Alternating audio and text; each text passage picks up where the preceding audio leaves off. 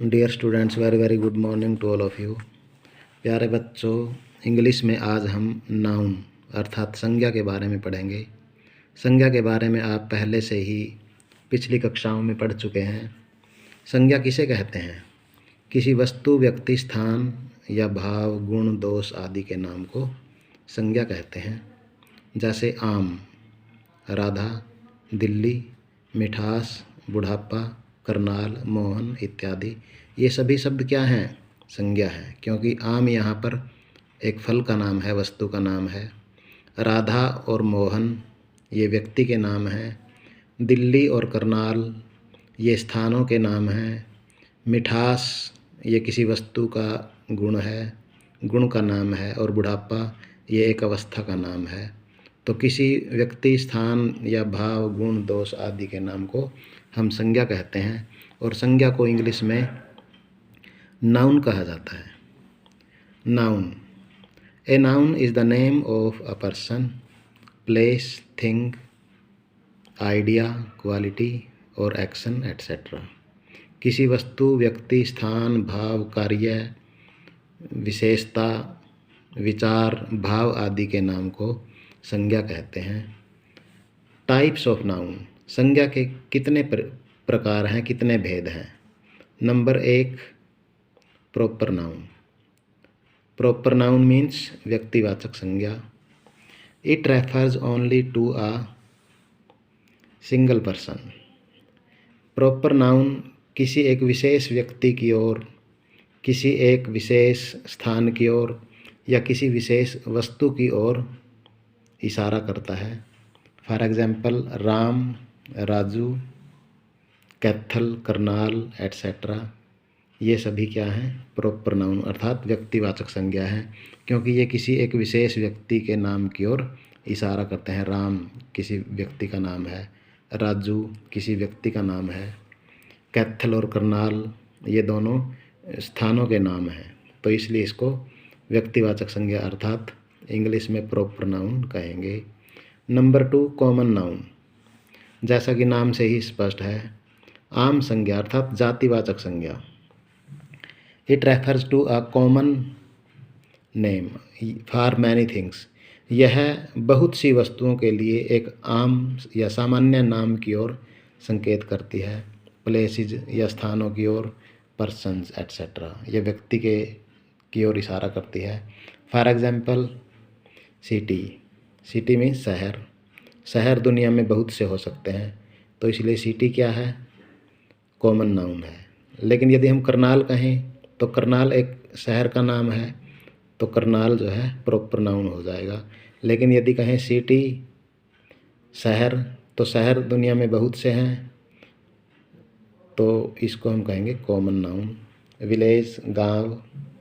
Man, man means आदमी, तो आदमी दुनिया में बहुत हैं, इसलिए मैन भी एक कॉमन नाउन है। वोमैन, औरत। Book, chair, tree, school etcetera ये सभी कॉमन नाउन है। इसको हिंदी में कहेंगे जातिवाचक संज्ञा। नंबर 3, एब्स्ट्रैक्ट नाउन अर्थात भाववाचक संज्ञा। It refers to something that can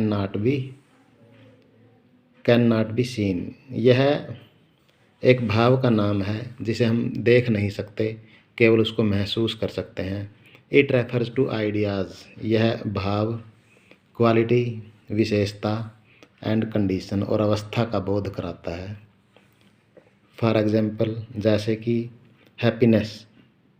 happiness means खुशी एक भाव है, ये एक मन का भाव है। सोरो, दुख, ये भी एक भाव है।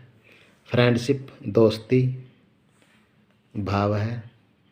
यूथ, यूथ मीन्स जवानी, एक अवस्था का नाम है। ओल्डनेस, बुढ़ापा, यह भी एक कंडीशन है अर्थात अवस्था का नाम है। तो इन्हें हम एब्स्ट्रैक्ट नाउन कहेंगे। Number 4, collective noun. नाम से ही स्पष्ट है, कलेक्टिव समूहवाचक संज्ञा। It refers to a group. यह एक समूह की ओर संकेत करती है। फॉर एग्जाम्पल, उदाहरण के लिए, स्कूल। देखो, स्कूल का जब हम नाम लेंगे तो हमारे सामने बहुत से बच्चों का चित्र आ जाएगा, विद्यार्थियों का चित्र आएगा। तो इसलिए स्कूल क्या है? School is a collective noun, समुदायवाचक संज्ञा अर्थात समूहवाचक संज्ञा। टीम, टीम में बहुत से खिलाड़ी होते हैं, एक से ज़्यादा होते हैं, तो यहाँ पे समूह बन जाएगा, ग्रुप बन जाएगा। क्लास, क्लास में स्टूडेंट्स होते हैं। आर्मी, आर्मी मीन्स सेना। पैक, पैक मीन्स समूह, जैसे ताश की गड्डी, उसको पैक कह सकते हैं हम। बैंड, म्यूजिशियंस का समूह। गैंग, लुटेरों का समूह, उसको गैंग कहेंगे, एट्सेट्रा।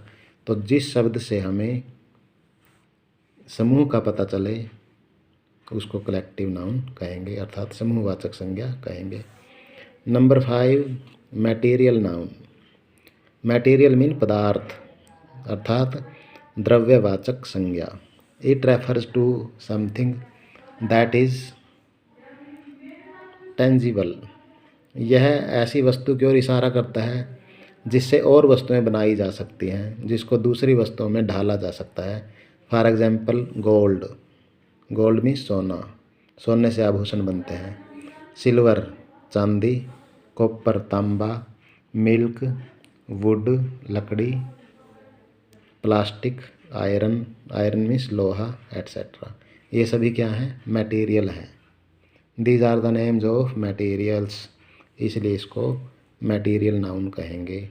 तो प्यारे बच्चों, सभी बच्चों ने नाउन से रिलेटेड इस चैप्टर को अच्छी तरह पढ़ना है और अपनी फेयर नोटबुक में साफ साफ लिखना है और टाइप्स ऑफ नाउन्स को भी आपने याद करना है। Okay, thank you.